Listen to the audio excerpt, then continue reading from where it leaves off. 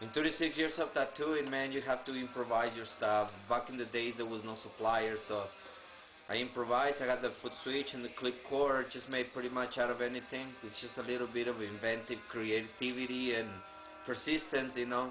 You can get to do whatever you want, so it's up to you, you know. This is just a demonstration of how I do it. It's not about teaching you how to do it, but if you can learn from this, hey, you're smart enough, congratulations. If you're not, sorry, man, you know, knowledge, it took me 35 years. This is the most important tool with the rivets, aluminum or stainless steel, whatever. And these are just spring rolls, like curtains for vans and things like that. And that's how I do it. Bend them, stretch them in the center, and bend them the ends, so they will be like a clip when we put the rivets on them. Okay, so I use the foam plugs. It's pretty much useful as on plastics, and of course that's how we're gonna do it.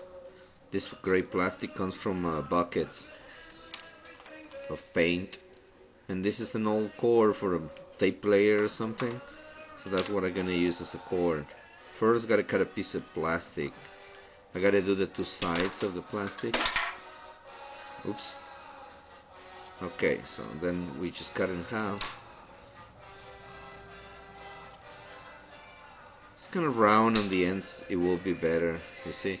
Trying to match them. If they don't match that good, with a little bit of grinding, get them all even.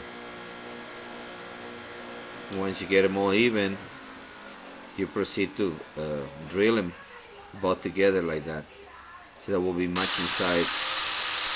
Then doing the drill, you see, and then when you have them both at the same time, they will be pretty much even. Ready?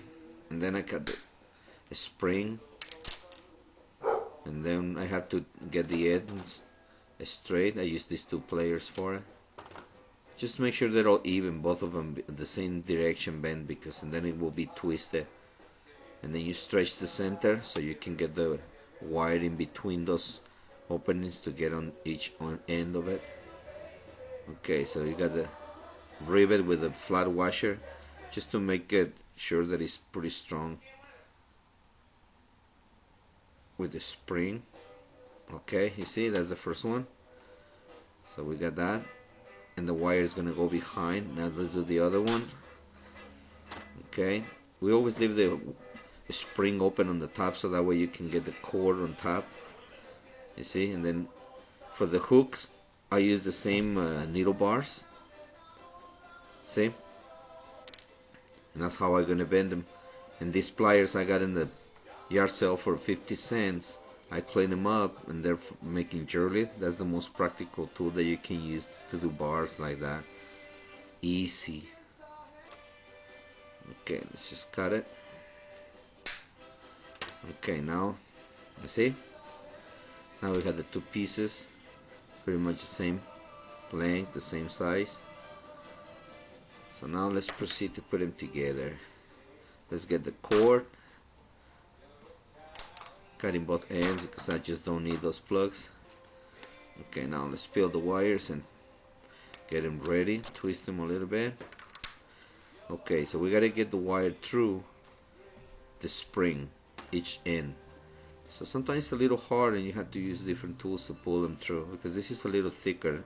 Sometimes I use a smaller gauge, like 18 or so, but this is 14. It goes pretty thick, you see. You have one side. Now let's get the other side. See? Once you got both ends done, make sure that it's not too twist and both of them are the same length, because there's gonna be a lot of pulling and stretching on these wires. So I like to make them double to twist them, so that way they will fit inside the terminal. You see? And then we just have to squeeze that.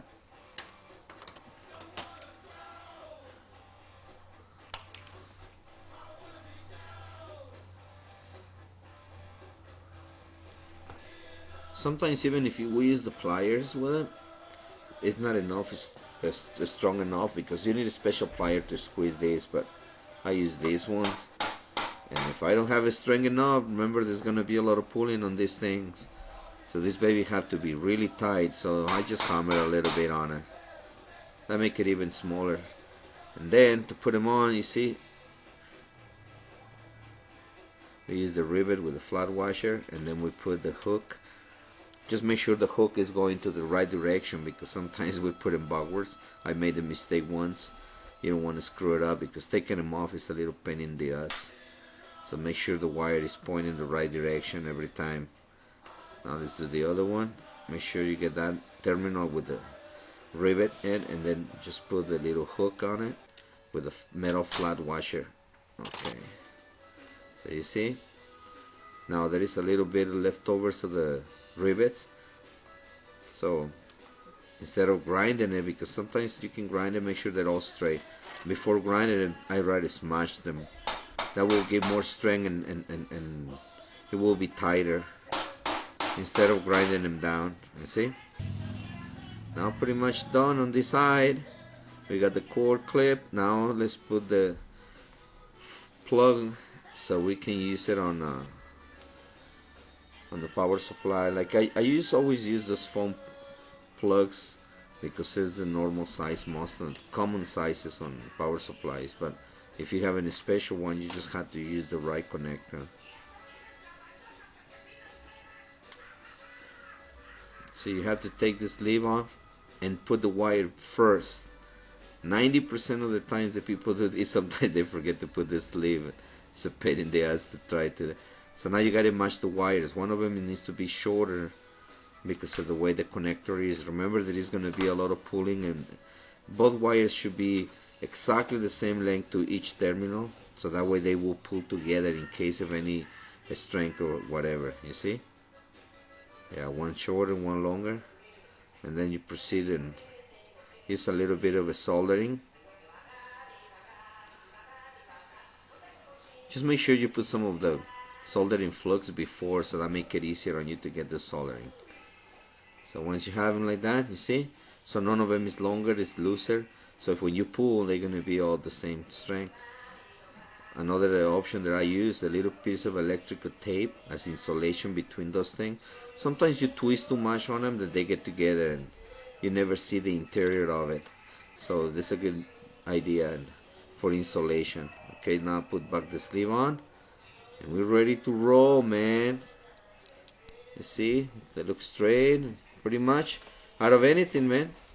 Now my power supply of a Spider-Man. This is my son power supply, actually. Okay, so here it is. The right time. You see? Perfect. This works great.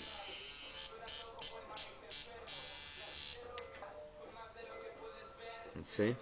And this is an older one that I did with the sides of the paint, of bucket paint, the gray ones. And you see how I bend the hooks?